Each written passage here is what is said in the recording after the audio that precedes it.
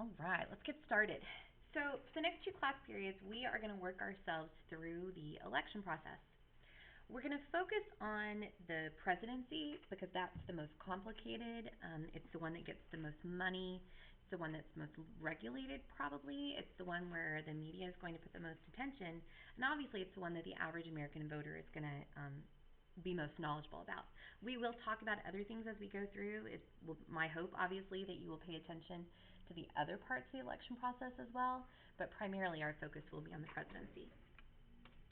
So, before we start then, let's talk about what's not about the president. So, you will have on your ballot, for those of you that get to vote in November, just know that our ballots are actually really long. We have local elections. Sometimes depending on where you live, you might have mayoral candidates, city council. In Texas, we don't vote for local judges, but in some communities they do. County elections will be there. Sometimes we have school board people that will be on that ballot. Um, State elections, governors, we have state legislatures. In Texas, we happen to vote for a lot of our state officers as well, things like railroad commissioner, state attorney general. We separately elect our governor and our lieutenant governor. So I would say that in any given year on my ballot, I've had close to 60 people. We actually vote for the least amount of offices at the national level. So you're going to have a lot more other things. Why is it that we vote for so many different things? Drum roll, please. The magic answer is da-da-da-da, federalism. Okay? Because of federalism, we have this myriad of offices that we're allowed to choose at all the different levels. The other thing we want to make a distinction between is the concept of a presidential election or a midterm election. Okay? In 2016, we are coming up on a presidential election. That means we will vote for president plus all these other things. So depending on where you live, you may vote for a senator. You will certainly have somebody in the House of Representatives up for re-election. You may or may not vote for governor. Everything else will be there. But what distinguishes the president from the midterm is that the presidential candidates are on the ballot. In a midterm election, you have everything but the president. Okay?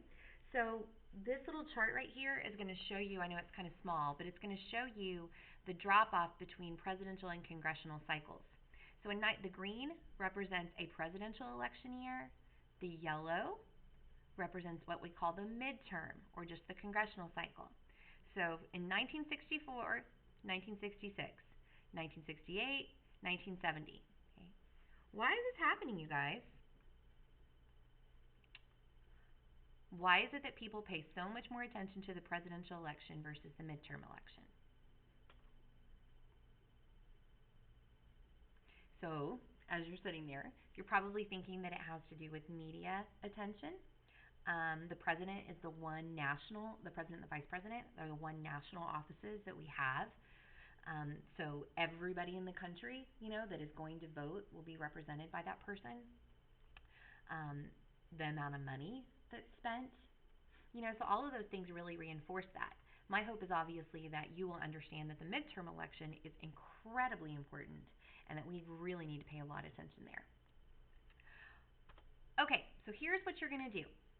Ms. Bennett is going to hand out a set of strips, colored strips. These colored strips overview the basic steps of electing a president. You read about this in your textbook, so what I want you to do is I want you guys to work together as a table and just see if you can get these in the correct sequential order from beginning to end. Once you guys are all done, Ms. Bennett's going to go over with you and make sure you have them in the right order, and then you'll have 10 minutes or so to take that and fill in any information in your chart that you need to write down. So copy down whatever it is from those strips that you feel like you need to know. So if you look at your chart, right, you have the primary or nomination season, you have the general election or campaign season, and you have the electoral college. Over the next 2 days, I'm going to work through in detail about all of these.